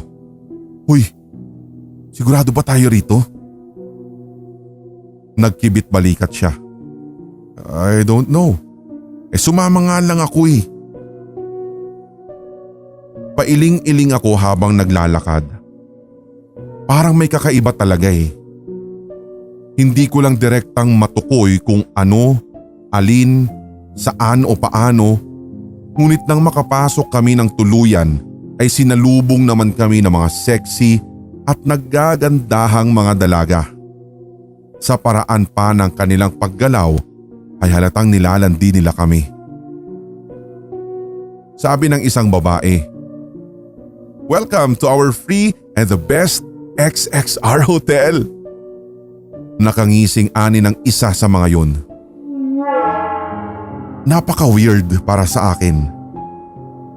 Anong klaseng hotel yun? Libre? Pero saan sila kukuha ng sahod kung ganun? Tumingin si Loren sa amin ni Leandro sa kangumisi ng nakakaloko. Oh, di ba? Sabi ko sa inyo eh. Ilang saglit pa ay dinala kaming tatlo sa ikalawang palapag ng gusali. Marami ring mga tao doon at halatang mayayaman. Halos lahat ay nasa pagitan ng 25 to 30 years old na animoy mga asong naghahalikan ang nakita ko. May iba pang sa hallway gumagawa ng milagro. Umupo kami sa sofa at hinatira ng maiinom. Tatlo namang mga babae kung saan kitang-kita ang bahagi ng kanilang mga kabundukan ang siyang nagsilapit sa amin at nilalandi kami habang kumakandong-kandong. Ramdam ko ang init niyang pagnanasa dahilan ng paggising ng aking alaga, ngunit hindi iyon naging dahilan upang patulan ko siya. Nilingon ko si Leandro na ngayon ay sarap na sarap sa ginagawa ng babae. Ibinaling ko rin ang aking paningin kay Lawrence na ngayon ay wala na ring saplot na pang itaas. Gusto ko pa sanang magsalita, ngunit biglang sinunggaban ng babae ang aking mga labi at sa pagkakataong iyon ay tumugon na rin ako. Tila asong uhaw na uhaw ng halikan niya ako, lalo at nararamdaman ko ang diin nun, dahilan upang mawala na rin ako sa katinuan. Natagpuan ko na lamang ang aking sarili sa loob ng isang silid habang patuloy pa rin ang babae sa kanyang ginagawa sa akin.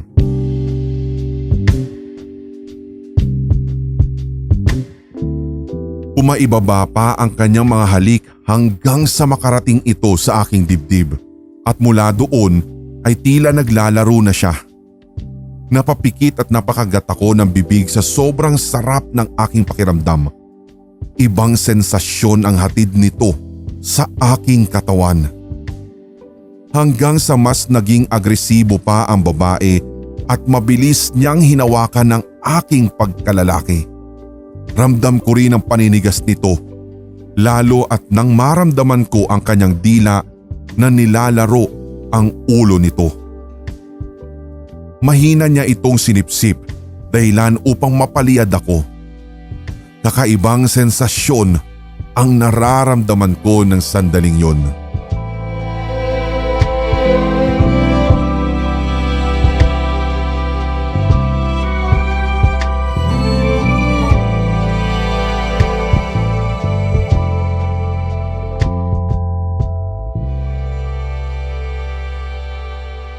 Kinabukasan, mabigat ang talukap ng aking mga mata nang ibuka ko ito.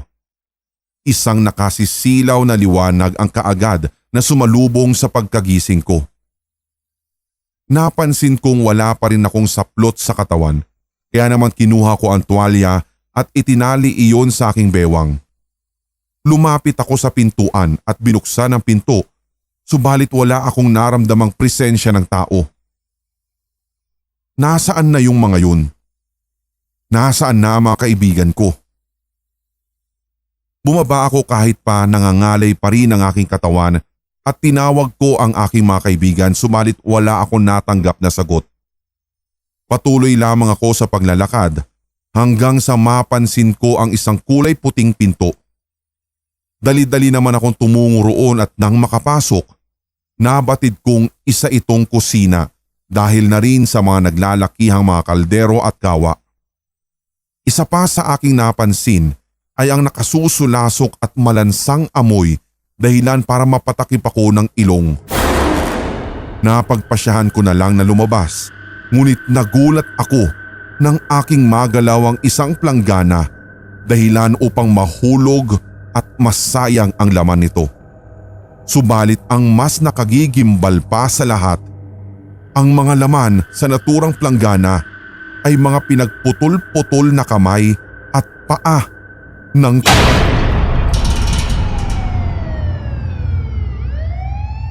Nahuli na po namin ang lahat ng sangkot sa krimen, sir. Ani ng isang pulis. Tumango ako kasabay ang pagngiti ng pilit. Salamat po. Wika ko. Isang karanasang nag-iwan sa akin ng panghabang buhay na marka ang nangyaring yun. Hatid ay matinding takot at trauma. Isang maling pasya na nagdulot ng pagkamatay ng 2 taong mahahalaga sa akin.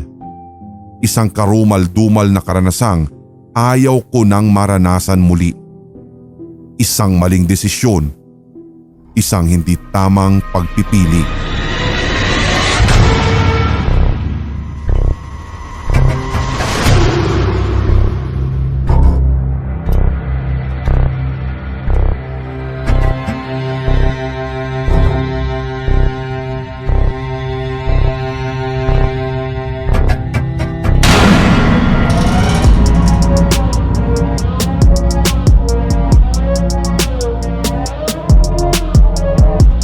Nagustuhan mo ang kwentong katatakutan na ito? Hit like, leave a comment, at i-share ang ating episode sa inyong social media. Suportahan ang ating writer sa pamamagitan ng pag-follow sa kanyang social media. Check the links sa description section. Don't forget to hit that subscribe button at ang notification bell for more Tagalog horror stories, series, and new segments. Suportahan din ang ating mga brother channels, ang Sindak Short Stories for more one-shot Tagalog horrors. Gayon din ang Hilakbot Haunted History for weekly dose of strange facts and hunting histories. Hanggang sa susunod na kwentuhan, maraming salamat mga Solid HTV Positive. Mga Solid HTV Positive, ako po si Red at inaanyayahan ko po kayo na suportahan ng ating bunsong channel, ang Pulang Likido Animated Horror Stories. Subscribe na or else. Ngayong taon, tuloy-tuloy ang ating kwentuhan at unli takutan dito sa Hilakbot Pinoy Horror Stories Radio. Your first 24/7 non-stop Tagalog horror stories Sa YouTube.